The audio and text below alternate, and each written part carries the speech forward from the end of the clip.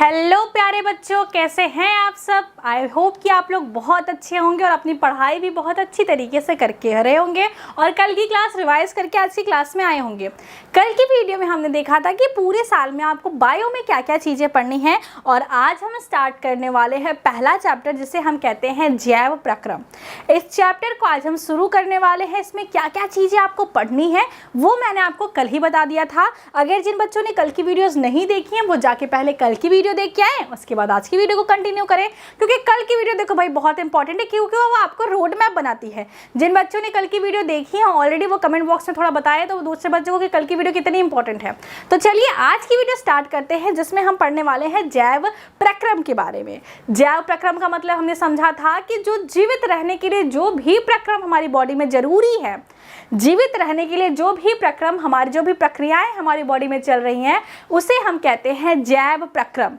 ठीक है, इतनी बात आपको अपने दिमाग में रख के पढ़नी है कि आज से हम ये चैप्टर जब तक कंटिन्यू करेंगे तब तक हम वो चीज़ें पढ़ेंगे कि वो ऐसी कौन कौन सी चीज़ें हैं जो कि हमें जीवित रखने में बड़ी हेल्प करती हैं। हम किस हिसाब से मूव करेंगे, पहले हम प्लांट्स के बारे में पढ़ेंगे, उसके बाद एनिमल्स के बारे में पढ़ेंगे। इस तरीके से हम मूव ऑन करेंगे। सबसे पहला क्वेश्चन आता है कि अच्छा भाई हमने ये तो कह लिया कि बायोलॉजी में या जीव विज्ञान में हम सजीवों का अध्ययन करते हैं, लेकिन हमको पता कैसे चलेगा भाई कि ये जो सामने चीज़ बैठा है इसका अध्ययन करना भी है कि नहीं करना, मतलब ये सजीव है कि निर्जीव है। बड़ा कंफ्यूजन हो गया। हमारे पास आज से हमारे क्लास में दो पात्र रहेंगे, आपके साथ साथ हमारे क्लास में दो और स्टूडेंट रहेंगे जो मेरे साथ बोर्ड्स पे रहेंगे। पहले का नाम है बूझो और दूसरे का नाम है पहेली। कल से मैं इनकी फोटोज भी ले आऊंगी, ये क्लास में अटेंड रहेंगे और ये आपको बताएंगे या इनके क्वेश्चंस का आंसर हम क्लास में देंगे, क्योंकि आप तो हमारे पास हो नहीं, आप तो ये वीडियो रिकॉर्डेड फॉर्म में देख रहे हो, लेकिन ये बच्चे हमारे पास हैं। आप समझ सकते हो कि हम थोड़ा सा और इंटरेस्टिंग वे में बनाने के लिए दो कैरेक्टर्स ले रहे हैं। देखिए हमारे पास बूझो जो है वो लड़का है, पहेली जो है वो लड़की है। बूझो और पहेली ने स्टार्ट किया कि उनका 9th का एग्जाम हो गया था, उन्होंने स्टार्ट किया कि वो 10th की पढ़ाई करेंगे और स्वाति मैम से करने वाले हैं। अब इन्होंने जब बायो उठाया, पहला चैप्टर देखा तो उसमें पहला चैप्टर था क्या, जैव प्रक्रम, जो कि आपको भी पता है। अब जैव प्रक्रम इन्होंने देखा कि मैम ने बताया है पहले लेक्चर में कि जीव विज्ञान के अध्ययन करने हैं, हमें जो सजीव है उनका अध्ययन करना है जीव विज्ञान के अंतर्गत। अब पहेली को हुई बड़ी कंफ्यूजन, पहली बड़ा क्वेश्चन करने वाली लड़की उसको हुई बड़ी कंफ्यूजन। अब वो उसने बूझो से कहा कि अरे भाई, दोनों भाई बहन है या कह सकते हैं क्लासमेट हैं, तो पहेली ने बूझो से पूछा कि अरे भाई कैसे हमको पता चलेगा कि ये जो सामने जीव है, ये जो सामने चीज़ रखी है, ये सजीव है कि निर्जीव है। जैसे मेरे सामने कैमरा है, पीछे बोर्ड है, ऊपर स्लाइड लगी है, तो क्या ये सजीव है या निर्जीव है? मैं सजीव हूँ कि निर्जीव हूँ ये कैसे पता चलेगा? ये जो सामने जो डॉगी जा रहा है कैसे पता चलेगा कि ये सजीव है कि निर्जीव है? कुछ तो होना चाहिए जिसके हिसाब से हम बता पाएँ कि सजीव है कि निर्जीव है। आपके घर में लाइट आ रही तो एक इंडिकेटर होता है, वो अगर जल रहा है तो इसका मतलब आपके रूम में लाइट है, या फिर आपने टेस्टर से टेस्ट किया, अगर उसमें लाइट जल रही तो लाइट है, अगर नहीं टेस्ट किया और लाइट उसमें नहीं है तो इसका मतलब लाइट नहीं है। तो ऐसे आपको समझ में आता है कुछ ना कुछ तो क्राइटेरिया होना चाहिए जिसके हिसाब से हम देख के बता पाएँ कि अच्छा ये जीव सजीव है और ये चीज़ जो है निर्जीव है। तो कैसे बताएंगे? अब आपको लगेगा कि मैम इसमें कौन सी बहुत बड़ी बात है, जो लोग चल सकते हैं वो सजीव है। अगर आपके दिमाग में आता है कि अच्छा मैम जो लोग चल सकते हैं वो सजीव है, तो प्लांट तो नहीं चल पाते हैं लेकिन वो भी सजीव हैं। अब मान लो कि जो है कि आपकी गाड़ी चलती है तो क्या वो सजीव है? अगर मान लो कि पहेली ने पूछा कि कैसे हमको पता चलेगा कि क्या सजीव है क्या निर्जीव है, तो बूझो ने कहा कि पागल लड़की हो क्या भाई, तुम्हें पता नहीं होना चाहिए कि जो चल सकता है वो क्या है, वो सजीव है। जो चल सकता है वो सजीव है। तो बूझो ने पहेली ने कहा अच्छा जो चल सकता है वो सजीव है। तो पहेली ने कहा कि अच्छा क्या क्या चल सकता है, चलो सोचते हैं। तो उन्होंने देखा कि एक इंसान चल सकता है, मान लो एक मानव चल सकता है जिसे हम लोग मनुष्य कहते हैं, ठीक है, सही बात है कि मान लो ये सजीव है, ठीक है। एक कुत्ता चल सकता है,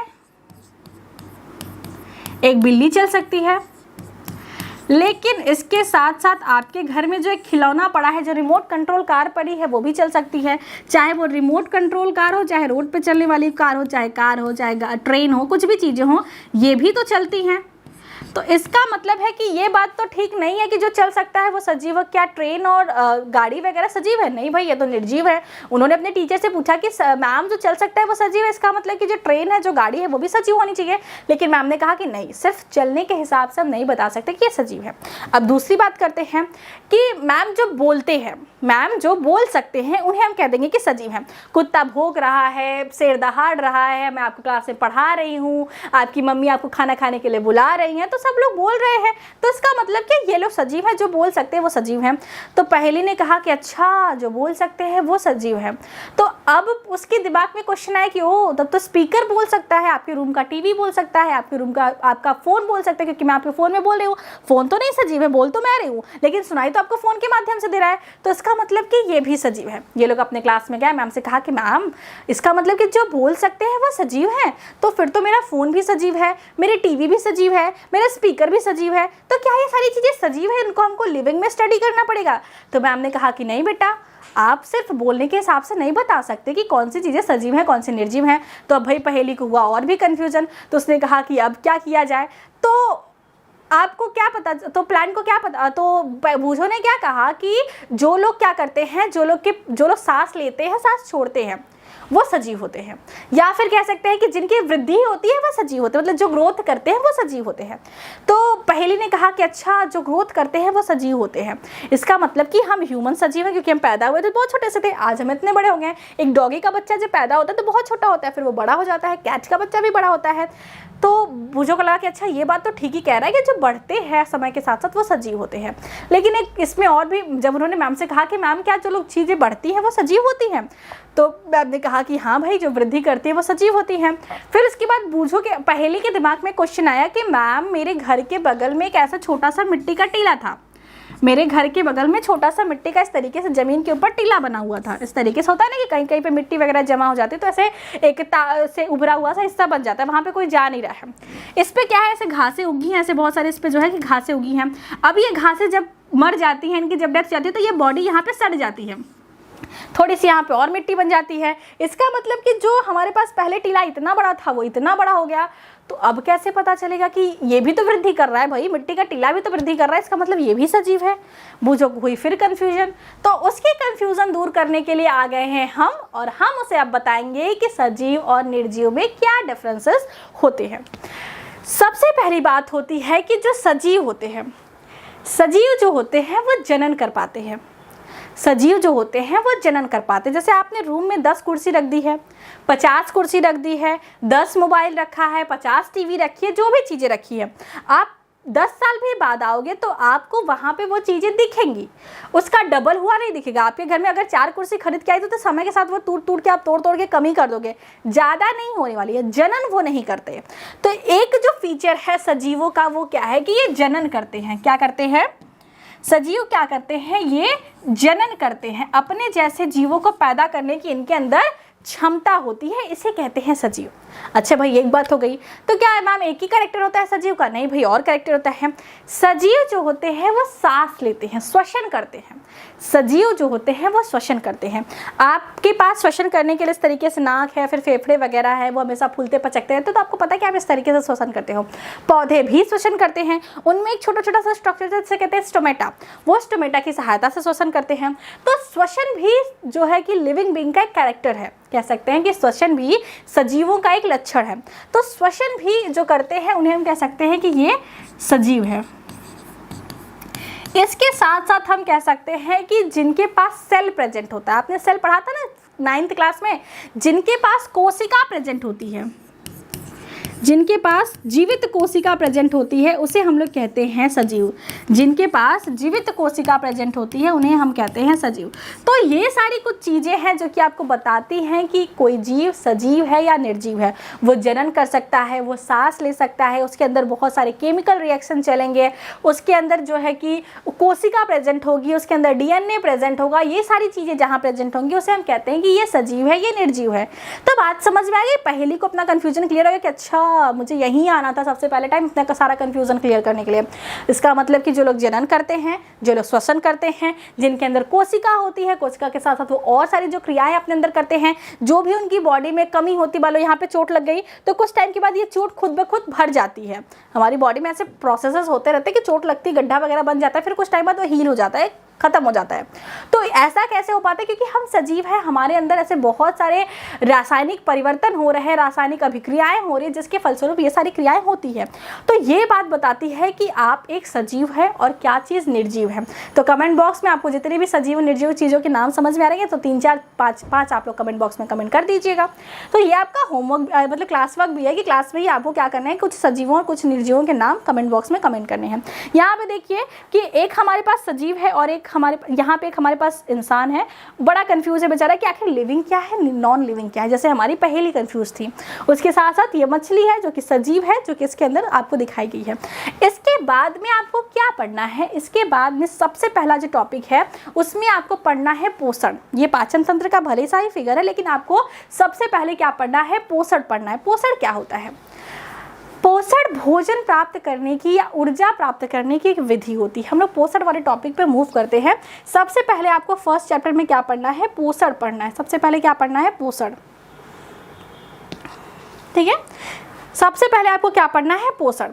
तो पोषण की परिभाषा एक बार देखिए, दिया है जीवों द्वारा भोजन या पोषक तत्व को प्राप्त करने की क्रिया क्या कहलाती है? पोषण कहलाती है। जीवों द्वारा भोजन या पोषक तत्वों को प्राप्त करने की जो विधि होती है उसे हम लोग पोषण कहते हैं। क्या लिखा है कि जीवों द्वारा भोजन को या पोषक तत्वों को प्राप्त करने की जो विधि होती है उसे हम पोषण कहते हैं। इतनी बात समझ में आ गई? ठीक है, अब हम लोग समझेंगे कि पोषण को अपने जनरल भाषा में, जो मेरा तरीका है आपको समझाने का वो मैं समझाऊंगी। जैसे कि आप क्या खा रहे हो? आप रोटी खा रहे हो। आप मम्मी क्या कहती हैं, या आप डॉक्टर के पास जाते हैं तो डॉक्टर कहते हैं कि अच्छा मेरा बच्चा बहुत कमज़ोर है, तो डॉक्टर कहते हैं कि संतुलित आहार दीजिए। अब संतुलित आहार का मतलब क्या है?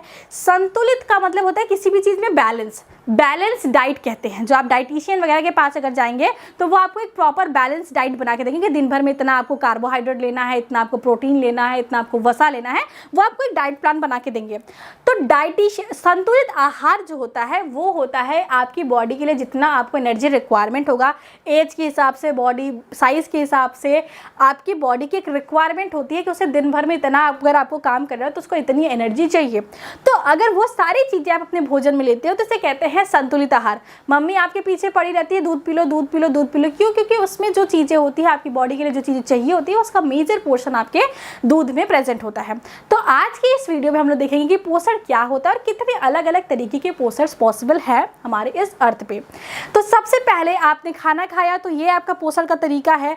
किसी जीव ने किसी जीव को मार के खाया तो वो उसका पोषण का तरीका है। पौधे अपना भोजन खुद बनाते हैं तो उनके पोषण का तरीका ये है। तो पोषण का मतलब सिर्फ और सिर्फ इतना होता है कि आप अपनी ऊर्जा प्राप्ति के लिए या आप अपने जो है पोषक तत्वों की प्राप्ति के लिए जो प्रक्रिया, पोषक तत्वों को प्राप्त करने की जो क्रिया होती है इसे पोषण कहते हैं। पोषक तत्वों का यहाँ पे क्या मतलब है? पोषक तत्व,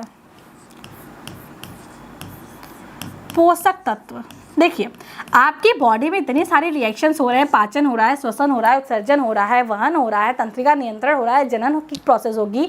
तो इतना सारा काम करने के लिए बहुत सारी एनर्जी चाहिए भाई। इतना सारा काम करने के लिए तो बहुत सारी एनर्जी चाहिए। बिना एनर्जी के तो काम होगा नहीं। फिर तो आप कितना भी ग्लूकोन डी पी लो, अगर आपका बैलेंस डाइट नहीं रहेगा तो आपको एनर्जी नहीं मिलने वाली है भाई। वो ग्लूकोन डी वाला जो एनर्जी है वो सिर्फ और सिर्फ टीवी में और रील्स में ही आपको देखने को मिलेगा। रियल लाइफ में जो रियल न्यूट्रिएंट है वो आपको आपके डाइट से ही मिलने वाला है, आपका जो संतुलित आहार है उससे मिलने वाला है। तो पोषक तत्व में आखिर होना क्या चाहिए? मैम आपको हमको बता दीजिए। पहली का कहना है कि मैम आज से तो मैं एकदम कंप्लीट डाइट लूँगी, एकदम संतुलित आहार लूँगी, बस आप मेरे को बता दीजिए कि मुझे क्या क्या लेना है। तो क्या क्या चीज़ें इसमें होती हैं, हमको क्या क्या चीज़ें खानी है। तो आपको मैं बता देती हूँ और आपके साथ साथ पहेली को भी बता देती हूँ कि जो पोषण होता, पोषक तत्व तो हमारे बॉडी के लिए ज़रूरी है, हमारे शरीर के लिए जो पोषक तत्व तो चाहिए उसमें क्या क्या चीज़ें होनी चाहिए। हमारे शरीर के पोषक के लिए पोषक तत्व के लिए पोषक तत्व, हमारे शरीर के लिए जो पोषक तत्व है उसमें क्या क्या चीज़ें होनी चाहिए। पहली चीज़ है कि हमारे भोजन को, हमारे शरीर को क्या चाहिए? प्रोटीन चाहिए। जो लोग के घर पे कोई जिम वगैरह जाता होगा उनको पता होगा कि हाँ भाई प्रोटीन बॉडी के लिए बहुत ज़रूरी है। अगर बॉडी बनानी है, सिक्स एप वगैरह बनाने हैं तो प्रोटीन होना चाहिए बॉडी में। और जिम वगैरह जाने के लिए एक्स्ट्रा प्रोटीन जो जाते हैं वो लोग एक्स्ट्रा प्रोटीन की इंटेक करते हैं ताकि उनके जो मसल्स वगैरह वो बहुत जल्दी बन जाए। तो प्रोटीन क्या है, इन्हें कहते हैं बिल्डिंग ब्लॉक, मतलब आपके घर बनाने के लिए जैसे ईंट यूज़ होता है उसी तरीके से प्रोटीन आपकी बॉडी के स्ट्रक्चर को बनाने के लिए यूज़ होता है। आपकी बॉडी को जो है कि आपके घर को जो है कि मजबूती देने के लिए रॉड वगैरह डाली जाती है, उसी तरीके से आपकी बॉडी को स्ट्रांगनेस देने के लिए प्रोटीन की ज़रूरत होती है। तो प्रोटीन बड़ा ज़रूरी है। दूसरी ज़रूरी चीज़ है कार्बोहाइड्रेट।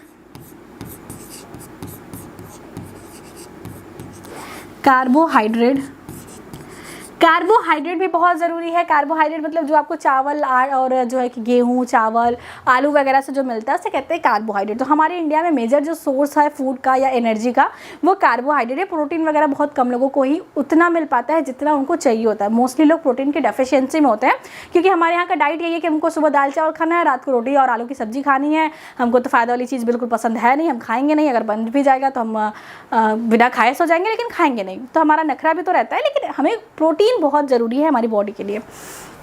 दूसरी चीज़ होती है थोड़ा अमाउंट आपको चाहिए होता है वसा का। वसा मतलब फैटी एसिड। वसा मतलब जैसे कि आपने जो चिपचिपा सा आपको चीज़ लगता है जैसे कि तेल वगैरह हो गया, घी वगैरह हो गया, तो वो बहुत फैटी होता है। तो फैटी का मतलब है वसा। कहते हैं ना कि बहुत ज़्यादा फैटी चीज़ मत खाओ नहीं तो बॉडी में फैट जमा हो जाएगा, वसा जमा हो जाएगी। बहुत ज़्यादा तेल मत खाओ नहीं तो फैटी हो जाओगे।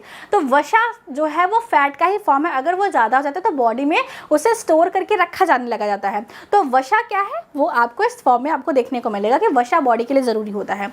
दूसरी चीज़ होती है विटामिन। आपने पढ़ा होगा कि अरे भाई उनके अंदर विटामिन जो है कि ए की कमी हो गई, उनका आँख बड़ा कमज़ोर है, डॉक्टर ने बोला कि गाजर वगैरह खाओ। तो विटामिन आपकी बॉडी में बहुत ज़रूरी होते हैं। Vitamin A, B, C, D, E, K ऐसे विटामिन होते हैं। अब अलग अलग विटामिन का अलग अलग काम होता है, अलग अलग चीज़ों से मिलता है। जैसे कि विटामिन ए के लिए आपको जो है कि गाजर वगैरह खाना चाहिए। विटामिन सी के लिए आपको संतरा, नींबू ये सारी चीज़ें खानी चाहिए।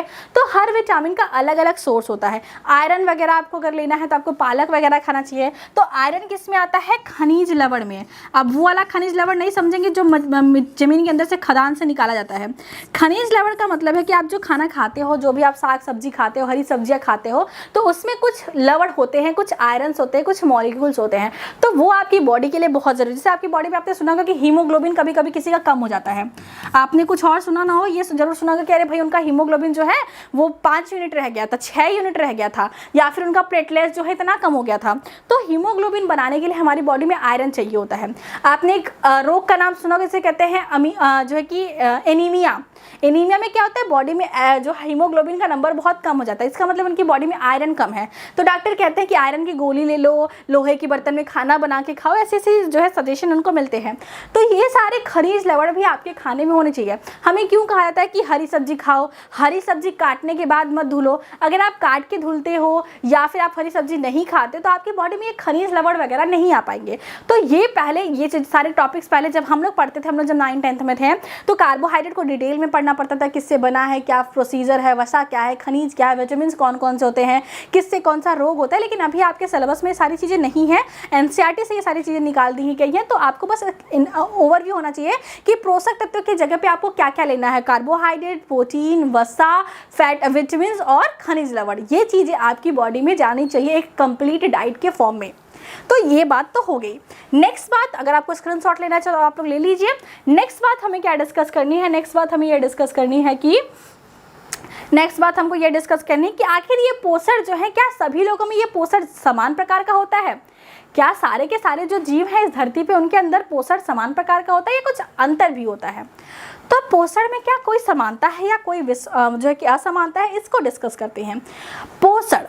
पोषण मतलब भोजन प्राप्त करने की या पोषक तत्व प्राप्त करने की जो विधि होती है, ये 2 प्रकार की होती है।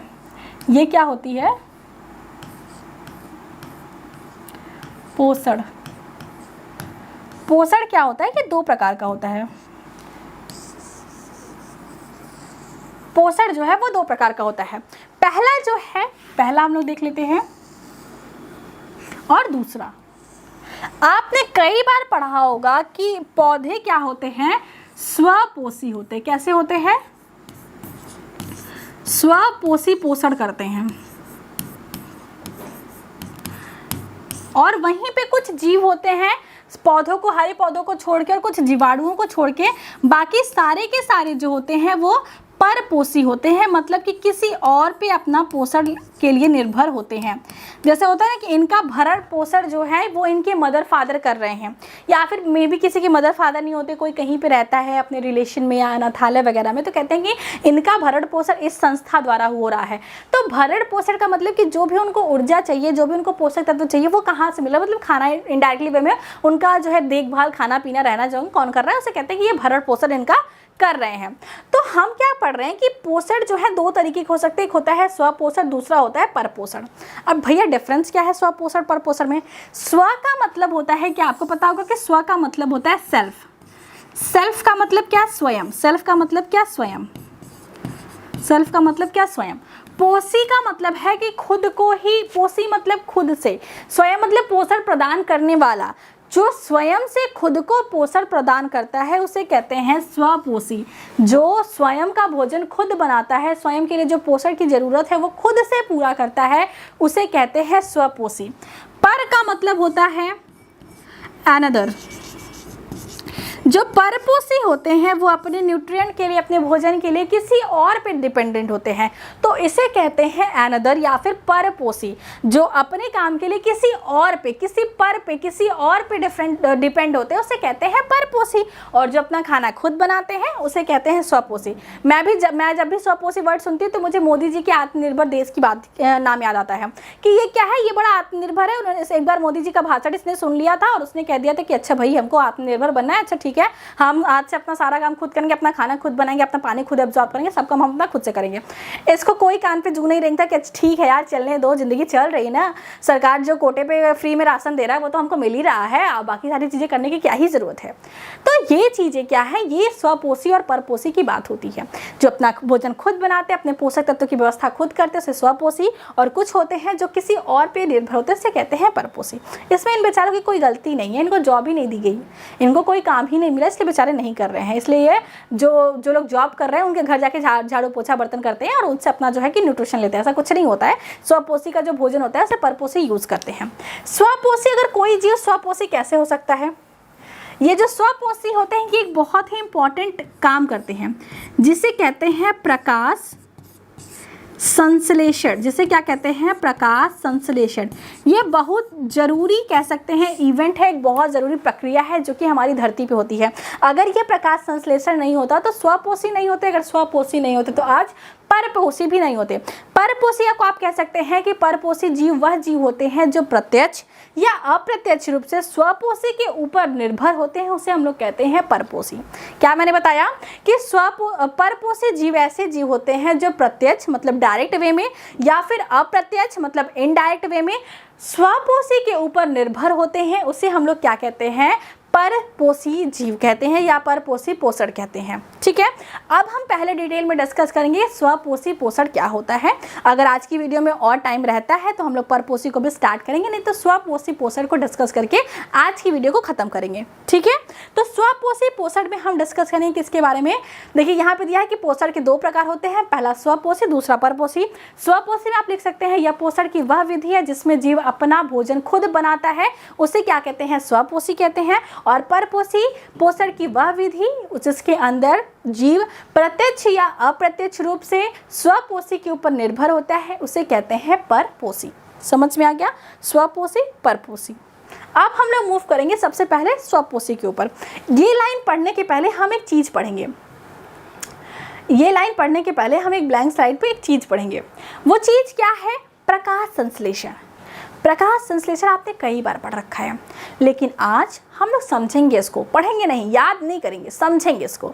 और आपको समझाना किसका काम है? मेरा काम है। समझना आपका काम है, नोट्स बना के रिवाइज करना आपका काम है। हम समझेंगे कि आखिर कोई जीव स्वपोषी कैसे हो सकता है। तो इसके लिए आपको एक चीज़ लिखनी पड़ेगी। सबसे पहले लिखना पड़ेगा आपको CO2 जिसे हम लोग कहते हैं कार्बन डाइऑक्साइड। उसके साथ साथ आप लोग को लिखना पड़ेगा वाटर मतलब H2O। ठीक है, अब आपको बनाने पड़ेगा एक इस तरीके से तीर जो कि अर्जुन ने छोड़ा है, किसके पास जा रहा है? मछली की आग के पास जा रहा है, ये आपको बनाना था। उसके बाद आपको क्या बनाना है? यहाँ पे आपको लिखना है ग्लूकोज का फॉर्मूला। आपको नहीं पता है तो मैं बता देती हूँ, C6H12O6, और उसके बाद आपको लिखनी है ऑक्सीजन गैस का फॉर्मूला। ये चीज़ आपको लिखनी है। अब ये चीज़ लिखने का मतलब क्या मैम, इसका मतलब क्या है, इसमें CO2 H2 सब क्या चीज़ें, क्या ये क्लास में आप कर रही हैं, ये लाइन बना के सब तीर वगैरह छोड़ के क्या कर रही हैं? तो बात ये है कि ये जो CO2 है इसे हम लोग क्या कहते हैं, कार्बन डाइऑक्साइड लिख लेते हैं। अगर आपको नहीं पता है तो आप लिख सकते हैं CO2 का मतलब कार्बन डाइऑक्साइड,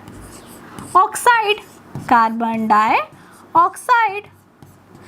कार्बन डाइऑक्साइड के साथ साथ प्लस करेंगे, ये हमारे पास क्या है, जल का अणु है, ये हमारे पास क्या है, जल का अणु है। फिर ये जो है अर्जुन द्वारा छोड़ा गया तीर है। फिर ये है हमारे पास क्या, ग्लूकोज,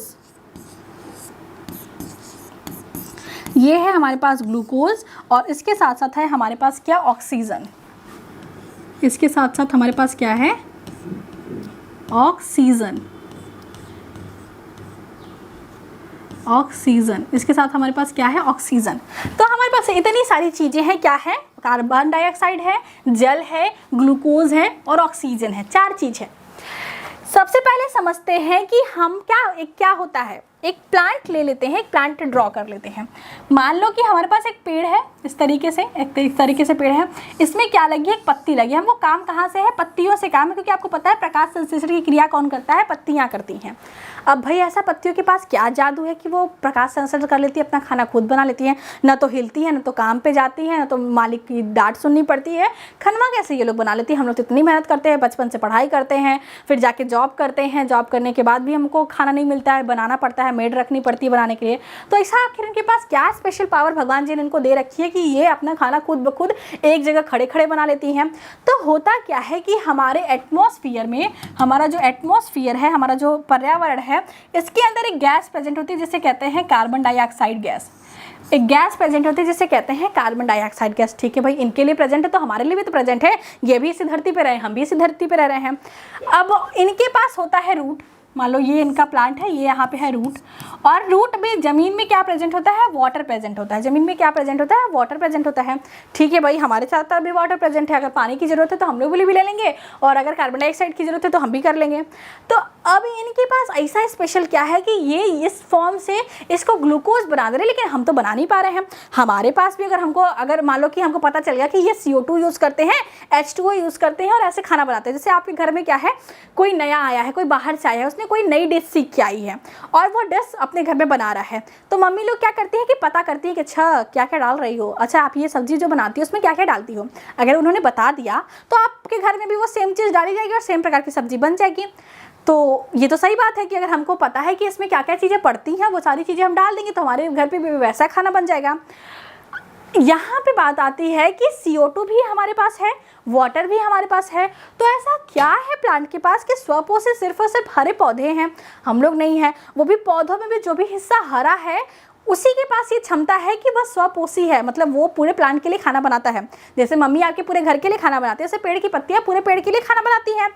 तो अब इसका मतलब है कि ये जो हरी चीज़ है इसी में कोई गोलमाल है, ये जो हरी चीज़ है इसी में कोई गोलमाल है। अब गोलमाल क्या है कि ये हरी चीज़ जो होती है इसे कहते हैं पर्णहरिम, इसे कहते हैं पर्णहरिम, और इंग्लिश में इसे क्या कहते हैं, क्लोरोफिल। आप लोग ये मत कह दीजिए कि मैम आप इतना हिंदी पढ़ा रही हैं कि हम लोग को भी इंग्लिश आती है, आप इतना हिंदी मत पढ़ाइए कि हम लोग को हिंदी भी याद करना पड़े। तो इसे बुक में क्लोरोफिल या फिर पर्णहरिम के नाम से दिया रहता है। सारी की सारी पावर्स इसी पर्णहरिम के पास है, सारी की सारी जो क्षमता है वो इसी पर्णहरिम के पास है।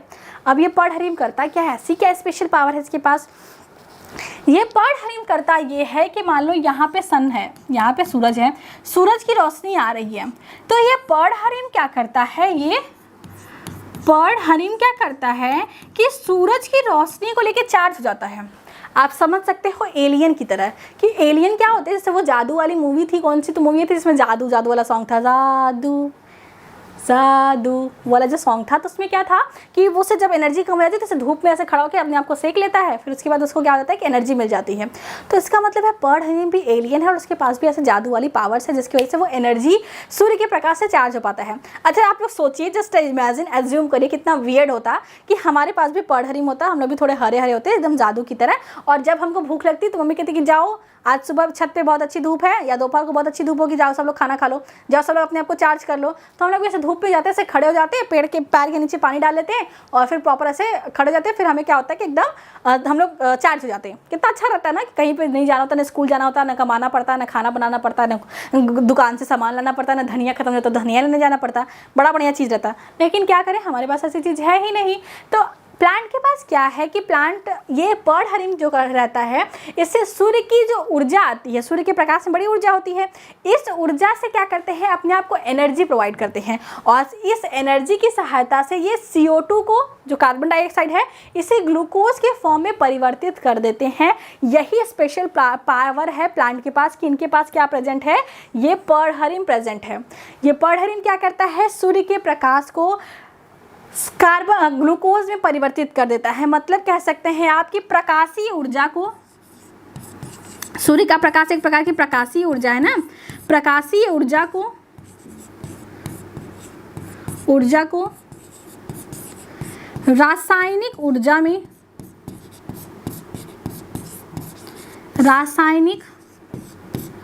ऊर्जा में परिवर्तित करता है। क्या करता है, परिवर्तित करता है। रासायनिक ऊर्जा को किस में परिवर्तित करता है, सॉरी, आपके जो प्रकाशीय ऊर्जा है उसे रासायनिक ऊर्जा में कौन परिवर्तित करता है, ये पर्ल हरिम। तो ये बात याद रखें कि सारी की सारी क्षमता किसके पास है, पर्ल हरिम के पास। वरना क्या है, कार्बन डाइऑक्साइड अपने पास भी है, वाटर भी अपने पास है। तो ऐसा क्या स्पेशल है प्लांट में, स्पेशल है प्लांट में ये क्लोरोफिल। ये उसकी तरह है, सोलर पैनल की तरह आप इसे समझ सकते हैं। जो सोलर पैनल का आविष्कार हुआ है ना, वो इसी प्लांट के सेल्स के ऊपर हुआ है। मतलब इन्हीं के तरीके से ये भी क्या करते हैं, जैसे सनलाइट आता है वैसे एनर्जी हो जाती है और उस एनर्जी को फटाफट कन्वर्ट करके खाना बना लेते हैं। वैसा ही हमारा सोलर पैनल करता है, उसमें छोटी छोटी सेल्स लगी होती हैं। वो सेल क्या करती है, धूप को एनर्जी एब्जॉर्ब करती है और उससे एनर्जी ले लेती है और उस एनर्जी को आपको लाइट की एनर्जी में, विद्युत एनर्जी के फॉर्म में कन्वर्ट कर देती है। मतलब प्रकाशीय ऊर्जा को विद्युतीय ऊर्जा में जो कन्वर्ट करता है उसे कहते हैं सोलर पैनल। तो हम लोग अपने अंदर में तो नहीं लगा पाए, लेकिन प्लांट लोगों से थोड़ी सी चालाकी हमने सीख ली। जैसे होता है कि कुछ आंटियां होती वो नहीं बताती हैं, अगर बताती भी उनके पास मान लो कि कोई अच्छा खाना बना रही हैं तो उनके पास कुछ स्पेशल मसाले होते हैं, उसका जो मिक्सचर होता है वो नहीं बताती कि इसमें क्या क्या चीज़ें डाल रहे हैं। तो हम लोग क्या करते हैं, हम लोग देखते हैं कि अच्छा मसाले मांग लाते हैं, फिर सोचते हैं कि अच्छा इसमें हल्दी होगा, धनिया होगा, मिर्ची होगी और जो है लौंग होगा, इलायची होगी, ये चीज़ें होंगी। थोड़ा बहुत अमाउंट ऊपर नीचे हो जाता है या फिर एक आध चीज़ छूट जाती है, लेकिन अप्रॉक्सीमेटली वैसा काम या वैसी सब्जी हम लोग अपने घर में बना सकते हैं। मम्मी लोग का ये बड़ा टैलेंट होता है कि वो खाना चीख के, खाना पहचान के बता देती कि हाँ इसमें क्या क्या चीज़ें डली हुई हैं। हम लोग तो खा लेते हैं, फिर पता ही नहीं चलता कि हाँ भाई आलू की सब्जी थी कि अरे मतलब कि बोड़े की सब्जी थी कि परवर की सब्जी थी, किसकी सब्जी थी, बड़ा कन्फ्यूजन रहता है, पता ही नहीं चलता है। मेरे को तो नहीं पता चलता है भाई, मेरे को कोई कुछ भी खिला देता है, मुझे नहीं पता चलता है। और जब बहुत सारी चीज़ें सिमिलर लगती है तब तो मुझे और नहीं पता चलता। जैसे कोई जूस वाली सब्जी बना दे, एकदम पूरा ग्रेवी एकदम डार्क बना दे, तो फिर मुझे समझ जाता है कि भाई ये किसकी सब्जी बनी है, इसमें कुछ दिख क्यों नहीं रहा है, तो मुझे तो नहीं पता चलता है। तो इसी तरीके से हमने प्लांट की इस कॉन्सेप्ट को यूज़ करके सोलर पैनल बनाया था।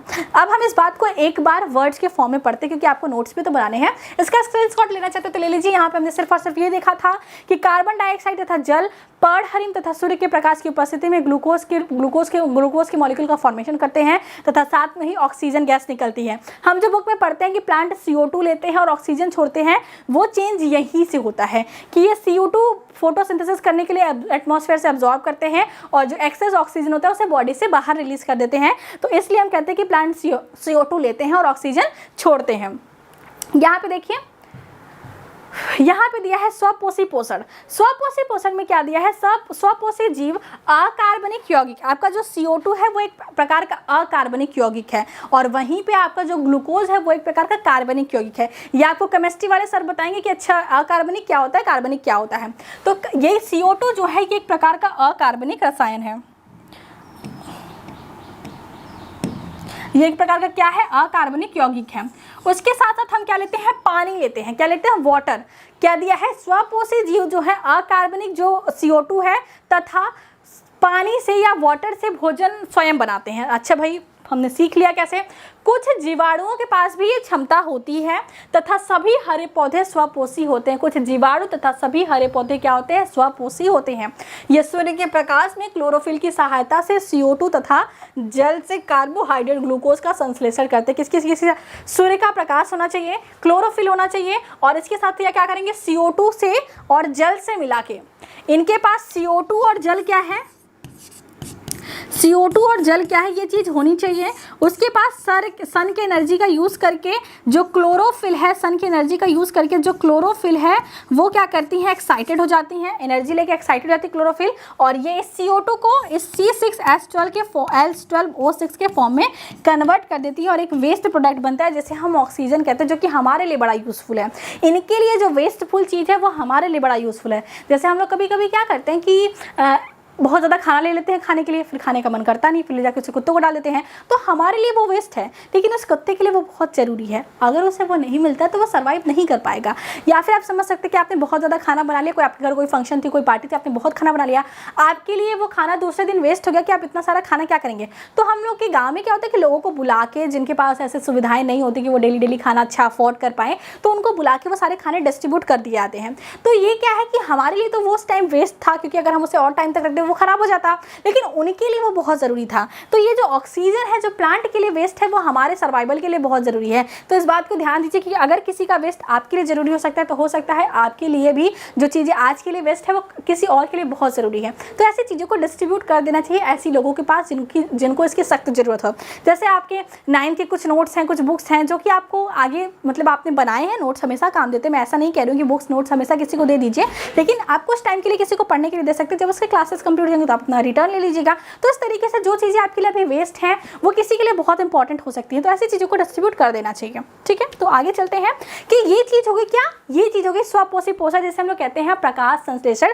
CO2 तथा जल की उपस्थिति में सूर्य के प्रकाश से ऊर्जा लेके क्लोरोफिल जो है वो CO2 को ग्लूकोज में परिवर्तित कर देता है। ऐसी प्रक्रिया को हम लोग कहते हैं स्वपोषी।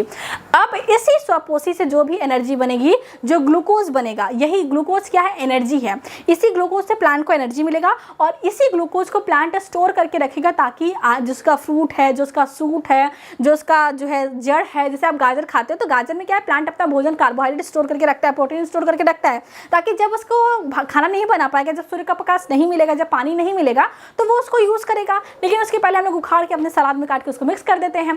तो ये सारी चीज़ें तो अलग है, लेकिन प्लांट बनाता है इसलिए ताकि जब अनफेवरेबल कंडीशन हो तो वो उसे यूटिलाइज कर पाए। तो ये था आज की वीडियो के बारे में, जहाँ पे हमने स्वपोषी पोषण के बारे में पढ़ा। ये एक फिगर है, देखिए यहाँ पे हमारे पास एक सुंदर सा प्लांट है। इस प्लांट ने क्या किया, एटमॉस्फेयर से कार्बन डाइऑक्साइड लिया, कार्बन डाइऑक्साइड और जो है कि हमें सूर्य के प्रकाश का लाइट मिल रहा है। इस लाइट से इन्होंने क्या किया कि पत्ती में क्लोरोफिल था और इससे यहाँ पे जमीन से वाटर आ रहा है। किस चीज़ का फॉर्मेशन हो रहा है, कार्बोहाइड्रेट का फॉर्मेशन हो रहा है, जो कि यहाँ पे स्टोर करके रखा जाएगा और जो एक्सेस ऑक्सीजन जो वेस्ट बनेगा उसे एटमॉस्फेयर में छोड़ दिया जाएगा। तो ये बात होती है किसके बारे में, फोटोसिंथेसिस के बारे में। तो आज की वीडियो में हम लोग इतना ही पढ़ते हैं। नेक्स्ट की वीडियो में हम लोग स्टार्ट करेंगे परपोषी पोषण के बारे में, क्या होता है, कितने तरीके होते हैं, कैसे कैसे सारी चीज़ें होती है, वो सब हम लोग कल की वीडियो में डिस्कस करेंगे। आप लोग को वीडियो कैसे लगी कमेंट बॉक्स में जरूर बताइए, क्योंकि मैंने बहुत टाइम से हिंदी मीडियम के बच्चों को पढ़ाना छोड़ रखा था। लेकिन मुझे पर्सनली ऐसा लगता था कि मैं जब हिंदी मीडियम में पढ़ती थी, जब मैं 9th 10th में थी, तो बहुत ज़्यादा प्रॉब्लम होती थी मुझे किसी भी टॉपिक को समझने में। मेरे कॉलेज में ऐसा होता था कि हम लोगों को फिजिक्स और केमिस्ट्री बहुत अच्छी तरीके से पढ़ाया गया था, लेकिन बायो के कोई टीचर इस टाइम अवेलेबल नहीं थे, या कह सकते हैं कि लोगों को लगता था कि बायो तो बच्चे खुद से भी कर लेंगे। तो हम लोग को बायो के कॉन्सेप्ट बिल्कुल भी अच्छे से नहीं कराए गए थे। फिर जब मैं 11th 12th में गई तो मेरे बेसिक्स बहुत हिले हुए थे और मुझे बहुत ज़्यादा मेहनत करनी पड़ी थी अपने बेसिक्स को एक बार बनाने के लिए। तो इसलिए मैंने 9th 10th स्टार्ट किया, क्योंकि यहाँ से आपके बेसिक्स डेवलप होते हैं। अभी हम 10th की वीडियोस डाल रहे हैं, कुछ टाइम में आपको 9th की भी वीडियोस इस चैनल पे देखने को मिलेंगी। सो इसी के साथ वीडियो को एंड करते हैं। पढ़ाई करते रहिए। All the very best.